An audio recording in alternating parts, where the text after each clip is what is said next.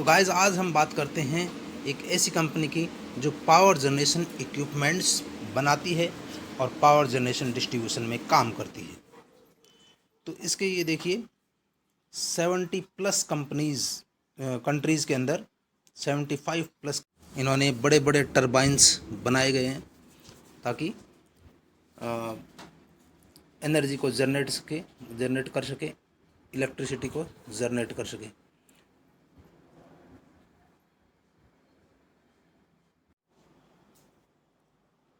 ये इनके देखिए बड़े बड़े इंजन्स, टरबाइंस जो कंपनी बनाती है। ये देखिए हैवी टरबाइंस कंपनी बनाते हुए दिख रही है और पार्ट्स भी हैं, उनकी सर्विसेज है, ये कंपनी करती है।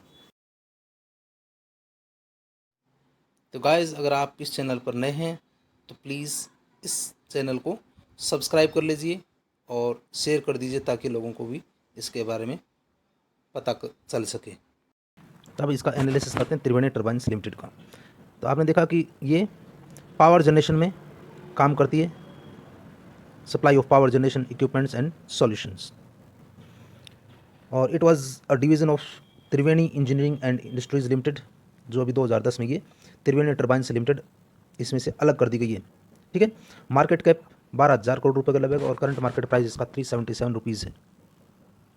स्टॉक का पी 62 का है, बुक वैल्यू 23, डिविडेंड 0.33%, ROC 31.7% और ROE 23.8% है। फेस वैल्यू इसकी 1 रुपये की है। तो 1 रुपये की फेस वैल्यू के हिसाब से, क्योंकि स्प्लिट हुआ है तो ये 370 रुपये के हिसाब से, अगर इसकी ओरिजिनल वैल्यू देखते हैं हम इसकी 3770 रुपये का, आज अगर स्प्लिट नहीं होता तो 3770 रुपये इसकी करंट मार्केट प्राइस एडजस्टमेंट होती हुई दिखाई देती। एक साल का हम इसका चार्ट देखते हैं तो ये देखिए 50 डेज़ का EMA है, वो 200 डेज़ की EMA से ऊपर चल रहा है, यानी ये अभी बुलिश मोमेंटम में है। ठीक है गाइस, ये देखिए चार्ट 50 डेज़ का EMA 200 डेज़ के EMA से ऊपर आपको दिख रहा है। आगे देखते हैं कि ये कंपनी ऑलमोस्ट डेट फ्री है और अच्छा इसका क्वार्टर आने की संभावना है। प्रमोटर्स की होल्डिंग है वो 3 साल में अभी लगभग 12% के लगभग ये कम हुई। ये एक नेगेटिव पॉइंट इसमें दिख रहा है। और पॉजिटिव पॉइंट्स और नेगेटिव पॉइंट अगर क्या है तो हम देखने की कोशिश करेंगे। सेल्स के हिसाब से देखेंगे तो क्वार्टर रिजल्ट्स में देखते हैं सेल्स इसकी कंटिन्यू बढ़ती जा रही है, उस हिसाब से इसका खर्चा भी बढ़ा है। तो ऑपरेटिंग प्रॉफिट इसका 66 करोड़ रुपीज़ का आया है और ऑपरेटिंग प्रॉफिट मार्जिन पिछले क्वार्टर में 19% का था, उससे पहले भी 19% का था, एक बार 20% का, एक बार 27%, 23% भी गया हुआ है और अभी 2022-23 मार्च 2023 में इसका 18% क्या है ऑपरेटिंग प्रॉफिट मार्जिन क्वार्टरली इसमें शो हुआ है। अदर इनकम कम है, ये एक पॉजिटिव पॉइंट है। और टैक्स नेट प्रॉफिट इसका 56 करोड़ का इसमें नेट प्रॉफिट हुआ है, जो बहुत ही क्वार्टर नहीं है तो ठीक है। 4 क्वार्टर का देखते हैं तो ये 200 करोड़ रुपये के लगभग ये पहुंचना चाहिए।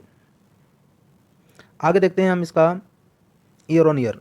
तो ईयर ऑन ईयर भी सेल्स इसकी बढ़ी है और एक्सपेंसेस भी बढ़ी हैं, तो उसी हिसाब से इसका जो ऑपरेटिंग प्रॉफिट है वो 234 करोड़ रुपीज़ का है और ऑपरेटिंग प्रॉफिट मार्जिन इस हिसाब से 19% का है, जो पिछले क्वार्टर से बराबर है। उससे पहले 21% का, उससे पहले 19%, यानी 19-20% के लगभग इसका ऑपरेटिंग प्रॉफिट मार्जिन आ रहा है, जो एक स्टडी दिखाई दे रहा है। अदर इनकम 43 करोड़ रुपीज़ का है, इंटरेस्ट 1 करोड़ चुकाने के बाद में, और डेप्रिसिएशन ये 20 करोड़ रुपये का डेप्रिसिएशन हुआ है एक साल में।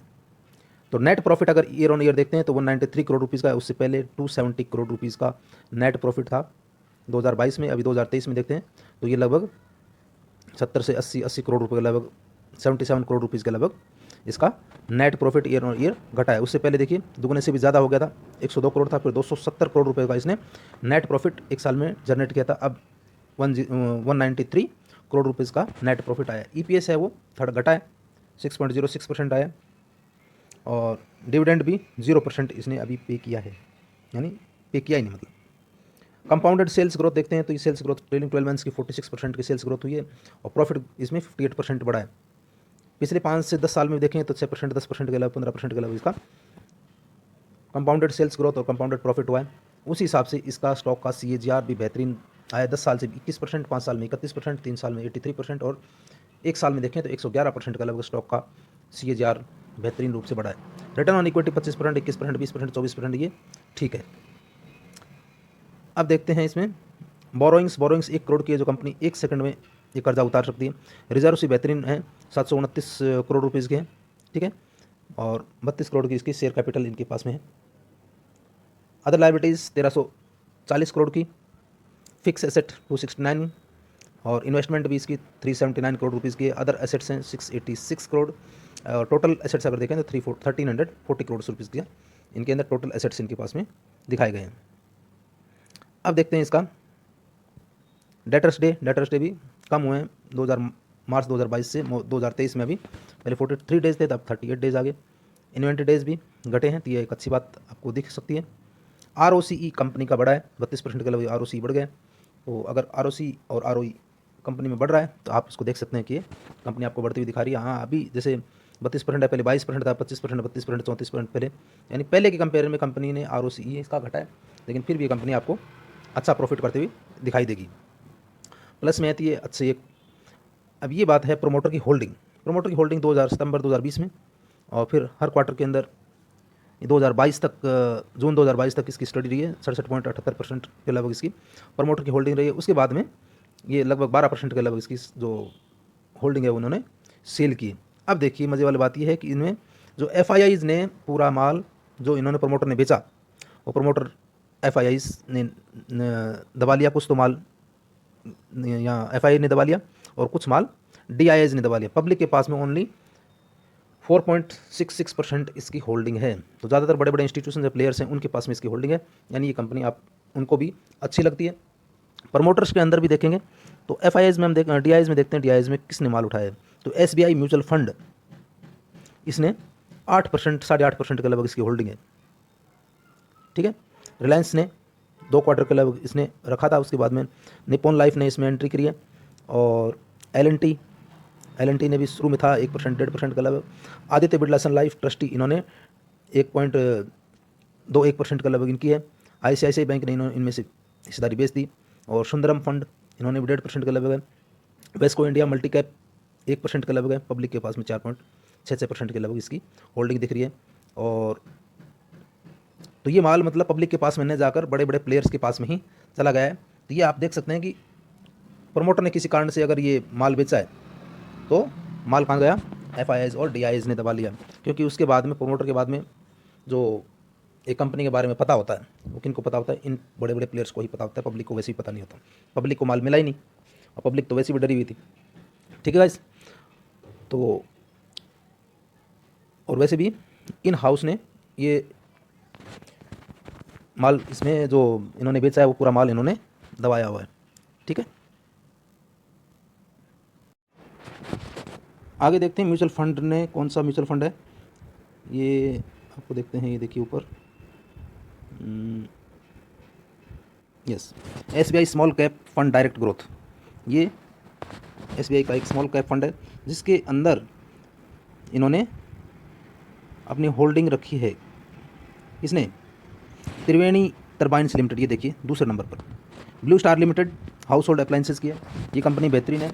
इस म्यूचुअल फंड के अंदर, SBI म्यूचुअल फंड के स्मॉल कैप था, उसके अंदर इन्होंने होल्डिंग ब्लू स्टार की सबसे ऊपर 4%, 4.19% का लगभग इसमें होल्डिंग रखी। उसके बाद में त्रिवेणी टर्बाइन्स दूसरे नंबर की आप देख लीजिए, और इसकी होल्डिंग है 3.35%, यानी 5,555.6 मिलियंस की।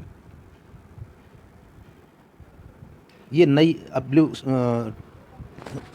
टिक से आप देख सकते हैं, ब्लू एरो से, क्योंकि अभी इनकी एंट्री हुई है। फिर नीचे देखते हैं कार्बोरेंडम यूनिवर्सल लिमिटेड, यह एब्रेसिव एंड बियरिंग्स की कंपनी है। इसको भी कंपनी ने जिसमें म्यूचुअल फंड के अंदर ऐड किया गया है। और कल्पतरु पावर ट्रांसमिशन लिमिटेड, इसमें रेड एरो दिखाया गया है, यानी ये सिविल कंस्ट्रक्शन की, इसमें से इसको कंपनी को एग्जिट किया गया है। Algae equipment limited compression pipes की, इसको भी बाहर किया गया है। वेदांत फैशन लिमिटेड स्पेशलिटी रिटेल की है, और इसमें भी 2.68% की हिस्सेदारी इसमें इस म्यूचुअल फंड के अंदर है। तो मैं आपको दिखाने जा रहा हूँ कि ये आपको कहाँ से मैं डाटा लेके आया हूँ। ये त्रिवेणी जो टर्बाइन्स है, इसको म्यूचुअल फंड ने भी, SBI म्यूचुअल फंड ने भी इसमें हिस्सेदारी दिखाई गई है। और जो अच्छे शेयर हैं, म्यूचुअल फंड हाउसेज होते हैं, FIIs और DIIs होते हैं, या फिर बड़े बड़े प्लेयर्स होते हैं, इंस्टीट्यूशनल प्लेयर्स होते हैं, वो किन में भाई सभी चाहते हैं कि अच्छे से अच्छा डाटा उनको मिले, और हमारे से जो रिटेलर है, रिटेलर से अच्छा डाटा उनके पास में मिलेगा।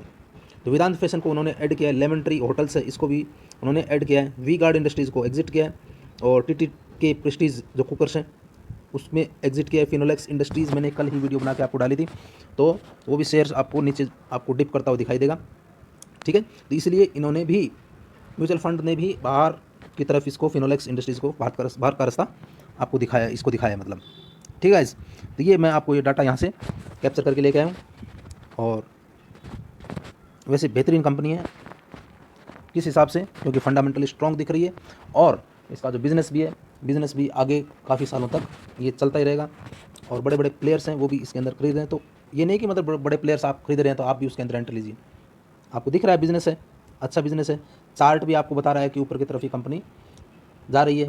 प्रमोटर्स ने होल्डिंग बेची है 10-12% की किसी कारण से, या फिर उन्होंने कोई लोन लिया है, या फिर तो उस हिसाब से भी आप देख सकते हैं कि जो माल है वो पूरा का पूरा पब्लिक के पास में तो 4-5% ही है, पूरा जो बड़े बड़े प्लेयर्स हैं उन्होंने दबा रखा है, तो उनको पूरा विश्वास है, इसीलिए ये कंपनी, इसीलिए उन्होंने इस कंपनी के जो शेयर्स हैं उसको खरीदा है, ठीक है। तो आपको अगर वीडियो अच्छा लगा हो तो आप प्लीज़ चैनल सब्सक्राइब कर दीजिए इस चैनल को, एंड लाइक कर दीजिए। थैंक यू, जय हिंद, जय भारत।